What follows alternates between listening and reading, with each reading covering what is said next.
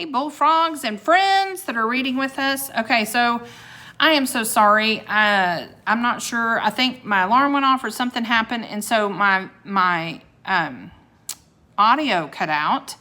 And so I'm going to have to re-record chapter 3 and 4 today. And I just want to let you know, if you were wondering what happened, that's what happened. Okay, so we're going to read again. Carnival at Candlelight. Chapter 3 is The Grand Lady of the Lagoon. The gondola glided toward a landing at the edge of the canal.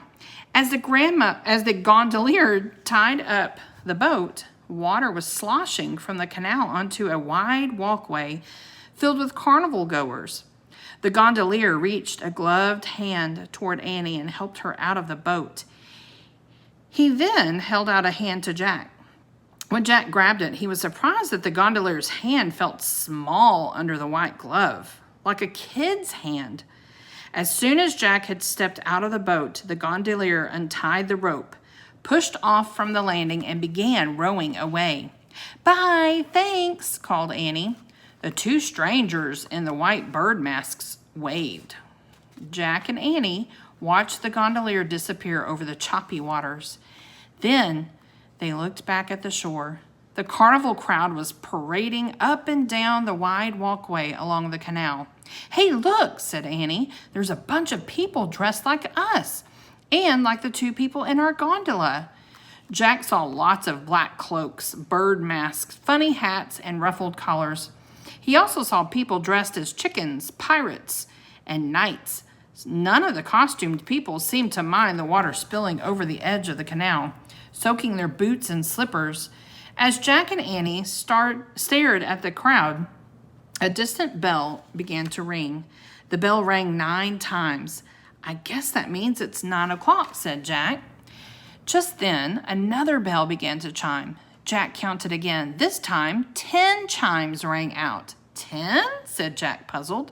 "So what time is it? 9 o'clock or 10 o'clock? "Don't worry about that now," said Annie. "I think I see the Grand Lady of the Lagoon." "Where?" said Jack.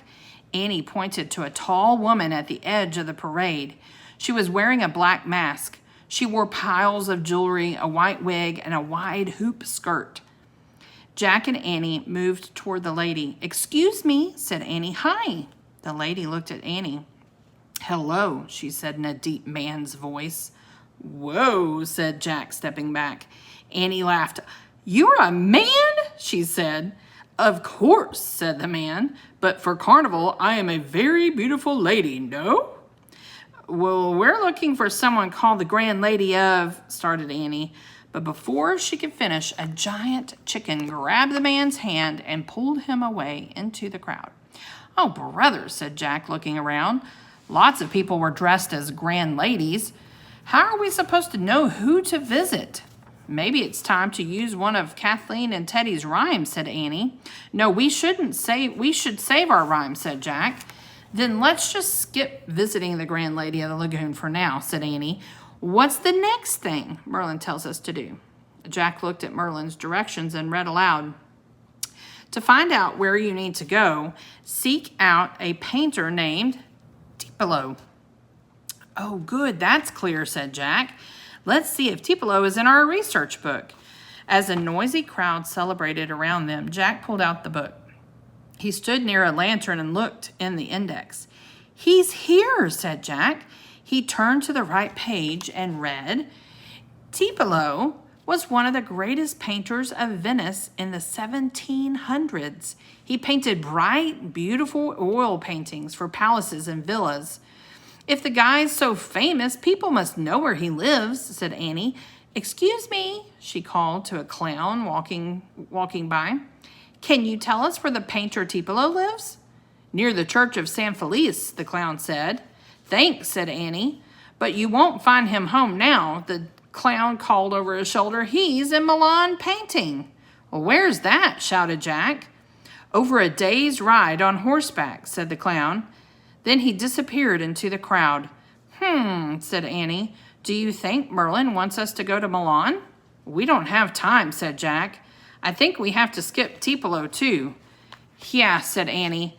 Hey, maybe we should just skip all this stuff and try to find the ruler of the seas on our own. Our letter says he's the only one who can help us save the grand lady. I don't know, said Jack. In his letter, Merlin tells us to be patient.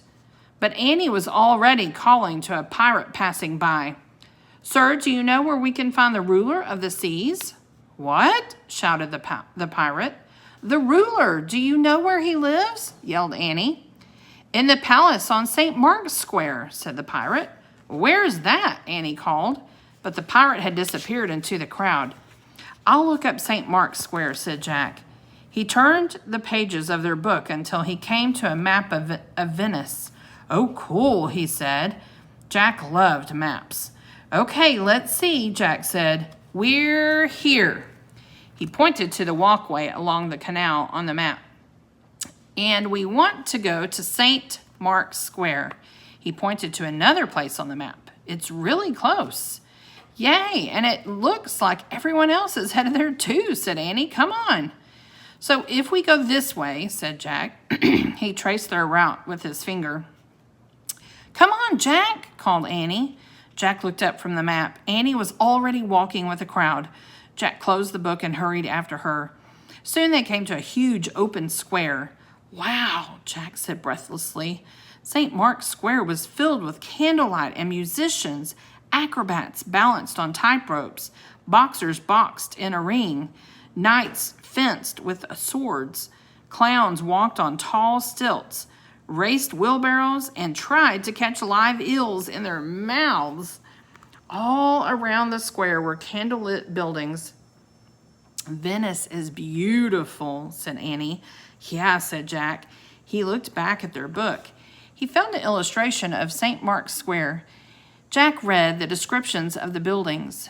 The watchtower of St. Mark's Square is the tallest building in Venice.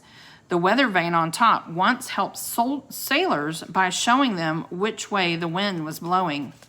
Jack looked up.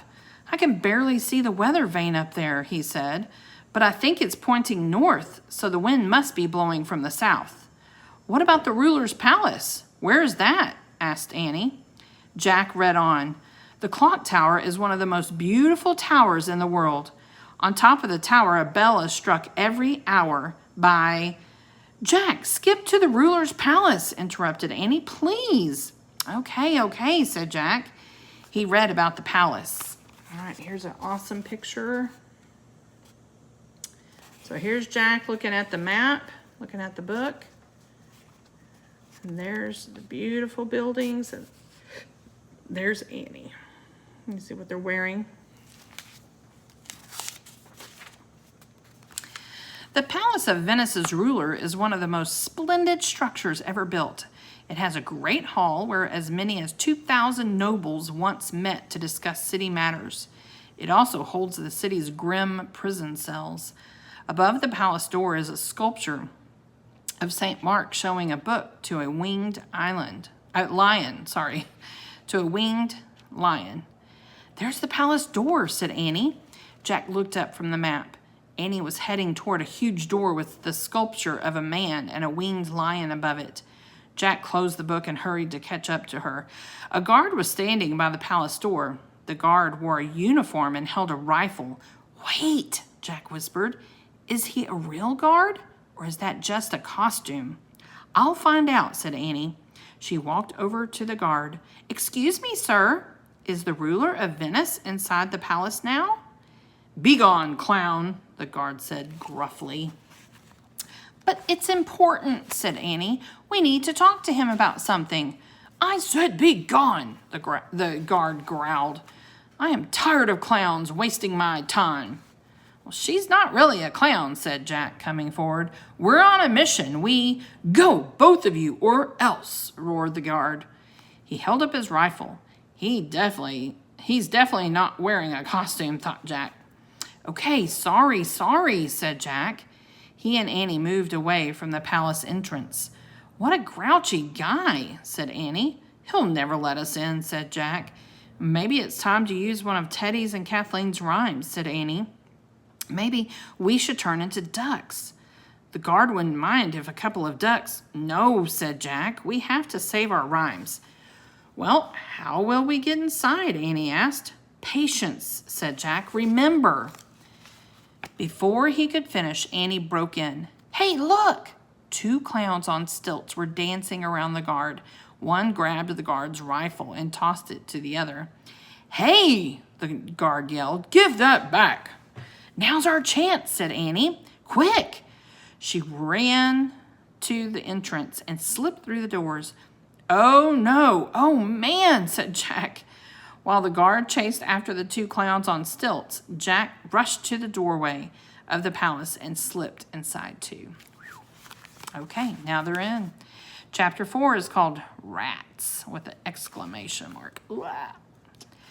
Jack found Annie standing behind a column in a lantern-lit courtyard. The courtyard was quiet and empty. Everyone in Venice must be at Carnival, said Jack. I just hope the ruler is home. Yeah, we'll ask him if he knows the Grand Lady of the Lagoon, said Annie, and we'll tell him he has to help us save her from a terrible disaster. Jack looked at his map of the palace. Several rooms were labeled Ruler's Living Chambers. I guess that's where he lives, said Jack. We have to go up some stairs called the Giant's Stairs to get there. The Giant's Stairs? Said Annie. Yeah, said Jack. Listen to this. These stairs are called the Giant's Stairs because they are guarded by 2 large statues of gods from Roman mythology. Mars, the god of war, and Neptune, the god of the sea. Cool, said Annie. Let's go. Jack and Annie hurried down the passageway that ran along the courtyard until they came to a wide staircase. On either side of the stairs were giant marble statues of strong-looking men. Mars and Neptune, said Jack. This is it. Come on. Jack and Annie quickly climbed the giant's stairs. At the top, Jack looked at the map again. Now we turn right and head for the golden staircase, he said. So here's a picture. You can see Jack and Annie. There's the passageway, the staircase, and there's the 2. Can't hardly see that one. Guards, the big old door. Keeping an eye out for more guards, they crept down a hall until they came to a fancy staircase under a gold ceiling. There it is, said Jack. Let's climb up. He and Annie hurried up the golden staircase. When they got to the top, they froze. Another guard was slouched against the wall by the stairs. His eyes were closed and he was snoring softly. Jack motioned to Annie, and they tiptoed past the sleeping guard to the entrance of the ruler's living chambers. Jack glanced at the map. This is it, he whispered. The door was open. Jack and Annie peeked inside. Knock, knock, Annie said in a soft voice. No one answered. They stepped through the doorway. A fire blazed on the hearth. Overhead, many candles burned brightly. The dancing flames cast shadows on a marble floor and a carved gold ceiling. I have a feeling the ruler's not here, said Annie. Maybe we should leave. Jack looked at their book. Wait, the next room is the map room, he said. Let's just take a look. Okay, but we'd better hurry, said Annie. Jack led the way into the map room. Colorful maps hung on the walls. In the middle of the floor were 2 huge globes. Jack sighed. I love this room, he said. Look, more lions, said Annie. She pointed to 3 paintings of winged lions on one of the walls. Why are there lions with wings everywhere? Jack looked up winged lions in their book. He turned to the right page and read, the winged lion is the symbol of Venice, represented in paintings and sculptures all over the city. The lion stands for strength on both land and sea. As Jack and Annie looked back up at the lion paintings, they heard footsteps. The grouchy guard and the sleepy guard rushed into the room. Hi, we're looking, began Annie. There they are, the thieves, the sleepy guard shouted at the grouchy guard. I told you I heard voices. We're not thieves, said Annie. We were just looking for your ruler to ask for his help. She's right, said Jack. We have to tell him that. Won't Admit your crime, eh? Said the grouchy guard. The worst cells are reserved for criminals like you. Move! But we, started Annie. Move! Shouted the grouchy guard, raising his rifle and pointing to the door. Jack knew there was no use arguing. He took Annie's hand and led her out of the ruler's living chambers. The two guards walked behind them, pointing guns at their backs. To the end of the hall and down the steps, growled the grouchy guard. Jack and Annie walked quickly down the hall and then down some steps, narrow steps. They moved through a low stone corridor, the guards close behind them. Over the bridge of sighs, shouted the grouchy guard, and be sure to sigh when you cross it, because you won't be coming back for a long time. Jack gripped Annie's hand as they crossed a covered footbridge to another building. Once inside, they started down a lantern-lit hallway filled with puddles. Jack's shoes felt squishy and soggy as he sloshed through the water. Halt! Shouted the grouchy guard. Jack and Annie stopped in front of a heavy wooden door. The grouchy guard opened the door and pushed them into a dark, damp cell. The door slammed shut. Jack heard a heavy metal bolt clank into place. Then he heard the guards splash away down the hall, arguing with each other. The prison was eerily quiet. It was hard to breathe in the stale cell. It was hard to see, too. Only the dim light of the hallway shone faintly through the barred window. Under the window was a wooden bench. What now? Annie asked in a small voice. For a moment, Jack couldn't answer. He was stunned. Minutes ago, they had been at the bright carnival. Now they were locked up in a dingy prison cell? I'll look in the book, he said. Jack felt shaky as he opened the research book. He moved close to the barred window to read by the dim light. He looked up prison in the index. He found it and read aloud. The prison cells at ground level in the palace were called the pozzi, meaning wells or pits. They were dank, airless, and filled with rats. Even the government eventually decided they were too cruel. Jack heard a squeak from a dark corner. He stopped reading and looked up. He heard the squeak again. The air went up on his neck. Was that a rat? He wondered. Was that a rat? Said Annie. The squeak came again from the dark corner. Then a squeak came from another corner. Jack heard rustling around the walls and more squeaking. Oh, man, he breathed. There were rats everywhere. I think it's time for magic, said Annie. Yep, said Jack, definitely. He kept his eye on the dark corners while Annie reached into his backpack and pulled out Teddy and Kathleen's book. Annie read from the table of contents. Make a stone come to life, make metal soft, turn into ducks. Annie looked up. Are rats afraid of ducks? She asked. Forget ducks, said Jack. Go back to make metal soft. That's what we need to do. You read the rhyme and I'll try to pull the bars apart. Oh, okay, good, said Annie. Jack jumped onto the wooden bench under the barred window. The squeaking grew louder. Jack reached up and felt the iron bars. They were cold and hard and very solid. Jack couldn't imagine bending them. The squeaks were getting louder. Jack gripped 2 bars in the middle of the window and took a deep breath. Read the rhyme, he said. Annie read aloud. Iron or copper, brass or steel, brie on saw, brie on bill. As Annie finished the rhyme, the bars began to glow. They grew warmer in Jack's hands.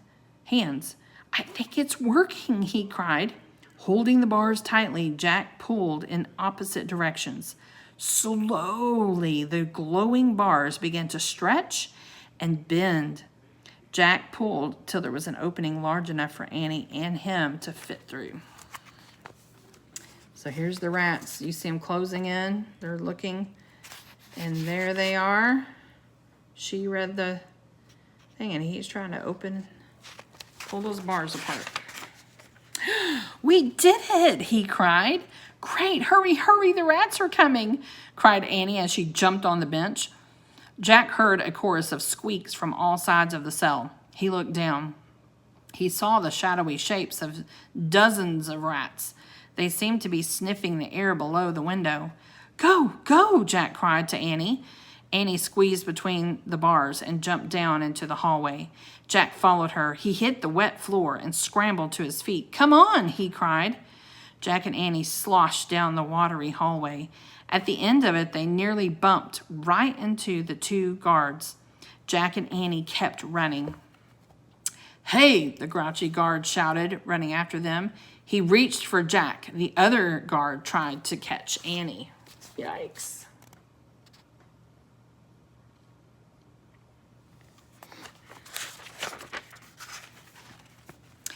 Jack and Annie dodged away from them. The guards crashed into each other, falling to the floor. Jack and Annie kept running. They dashed across the bridge of sighs. They ran through the corridor and up the steep stone steps. This way, cried Jack. He and Annie tore down the hall, heading for the golden staircase. Hey, hey, the guards yelled from far behind. Jack and Annie bounded down the golden staircase, 2 steps at a time. They flew down the hall and down the giant stairs.